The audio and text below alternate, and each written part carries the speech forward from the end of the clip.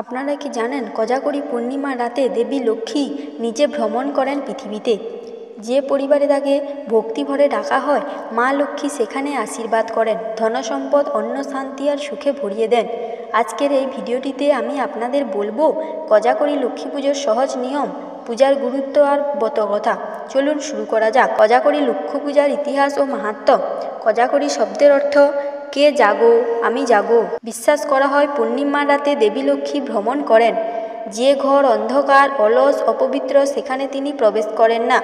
আর যে পরিবার জেগে থেকে সৎভাবে পুজো করে সেখানে মা লক্ষ্মীর কৃপা অশেষ।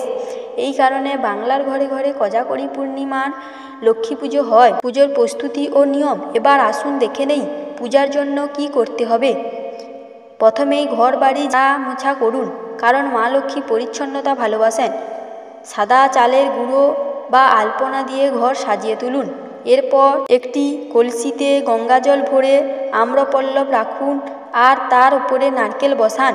মা লক্ষ্মীর প্রতিমা বা ছবি রাখুন পরিষ্কার কাপড়ের ওপরে। নিবেদন: ধূপ, প্রদীপ, পদ্মফুল, ধান, খই, মুড়ি, নাড়ু, কলা, মিষ্টি, দুধ, পায়েস। পরিবারের সবাই মিলে লক্ষ্মী পাঁচালী পাঠ করুন। মন্ত্র জপ করুন: ওং হিং শ্রীং মহালক্ষ্মী নমঃ।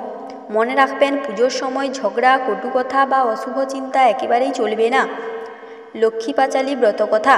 এবার বলি লক্ষ্মী ব্রতকথার ছোট্ট একটি অংশ। এককালে এক গৃহস্থ পরিবার দারিদ্র্যে ভুগছিল। সংসারে অন্ন ছিল না, শান্তি ছিল না, কিন্তু গৃহস্থের স্ত্রী প্রতিদিন ভক্তি ভরে মা লক্ষ্মী পুজো করতেন, পাঁচালী পাঠ করতেন।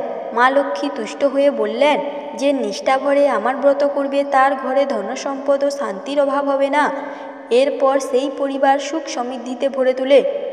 এ কারণে আজও ঘরে ঘরে লক্ষ্মী পুজোর পাঁচালী পাঠ করা হয়। বিশেষ টিপস ও আচার: পুজোর ঘরে প্রদীপ সারা রাত জ্বালিয়ে রাখতে শুভ। কলসিতে রাখা গঙ্গা জল ও ধান পরদিন ঘরে ছিটিয়ে দিলে অশুভ শক্তি দূরে থাকে। পূজার রাতে ঘুমানো উচিত নয়। ভক্তি গান, মঙ্গল গান, কীর্তন করলে দেবী খুশি হন। পুজোর শেষে প্রসাদ পরিবারের সকলকে ভাগ করে খেতে হবে। তাহলে বন্ধুরা, এভাবেই খুব সহজে ঘরে বসে পালন করতে পারেন 2025 সালের কোজাগরী লক্ষ্মী পুজো। মা লক্ষ্মীর কৃপা থাকুক আপনাদের জীবনে। ধনসম্পদ, শান্তি আর সুখে ভরে উঠুক প্রতিটি পরিবার। ভিডিওটি ভালো লাগলে বন্ধুরা আমার অমৃতবাণী অফিসিয়াল চ্যানেলটিকে অবশ্যই লাইক, কমেন্ট আর শেয়ার করবেন।